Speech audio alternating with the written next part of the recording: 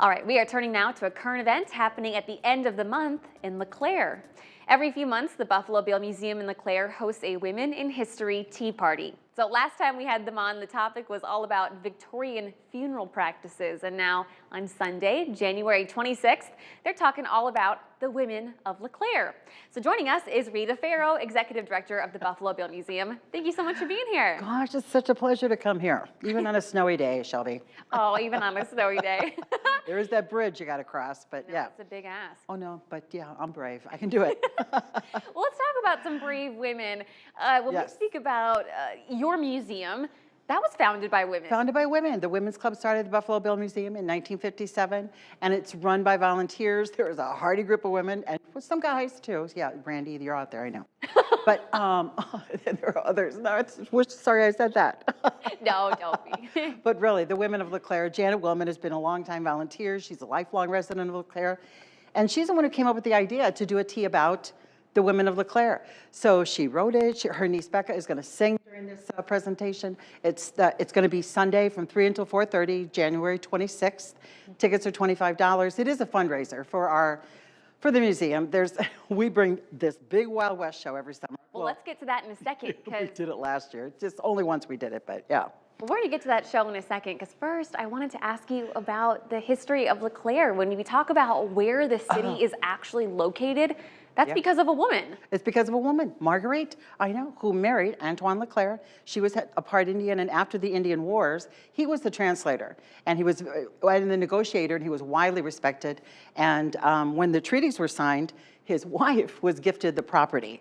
So, and then, he named it after himself. It's not called Marguerite, it's called, LeClaire. So yeah, started by a woman, but there's so many women of LeClaire, and I don't know, because I haven't seen the show. Janet's written it, she's going to present it on Sunday. But the one woman who I did a PowerPoint about was Ethel Delarue. Miss Delarue was a character born in 1896 in LeClaire. When she was 18 years old, she became a clerk for the Builders Lime and Cement, although then it was sand and gravel. So she was probably a receptionist, and her family has approached us, and they sent me videos. I have videos. She owned the Lone Star, which was eventually donated to the city of LeClaire, and it took us 40 years, but eventually we raised $1 million and put a building around her. Wow. But Ethel Delarue, and she took over the company during the Depression. She was a young single woman. She never married, never had children, and she always wore a hat. So hats are going to be a part of this tea. Yeah, let's talk about that. You brought a whole bunch of them. When people show up to this tea, they can bring their own hats, or we might have a few for people to wear. We might have a few. Look at some of these. I know. This one came from Emily Found It, which is a wonderful, she has a ton of vintage in her shop there in LeClaire. Doesn't this look like something you would wear at the royal wedding? Yeah. Or women in history tea, yeah. Oh yeah, a nice Kentucky Derby moment. And we have more Western hats too. I kind of tried to bring, I chose these they were from the 50s, I think. Don't you think, or the 60s? Oh, I couldn't begin to guess.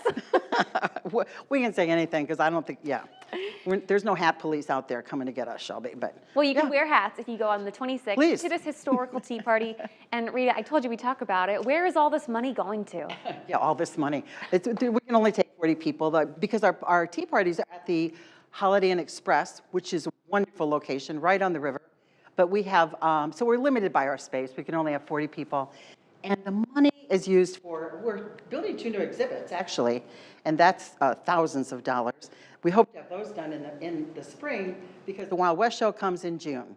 And last year we had 2,000 people on the grounds of Cody Elementary School, and we just found out that we can go there again. So Buffalo Bill will be in town. Oh, there's a picture of, it was amazing. They set up Boomtown, there were 50 people on horses. They had a Conestoga wagon, they had a military, look at that, they're all riding, and it's really like living history.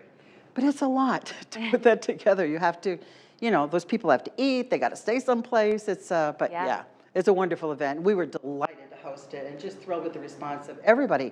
Pleasant Valley Schools, just a wonderful partner in that. And so we're raising money to do it again. All right. That'll be in June 2025. Well, all right. Well, if you guys don't want to wait for June, you can go January 26th. Rita, thank you so much for joining us here today. Thanks for having me. Of course, Shelby. Pleasure. We have all the information on this upcoming tea party on our website. Once again, Sunday, January 26th. And for all the details, head over to WQAD.com and click on the As Seen on TV tab.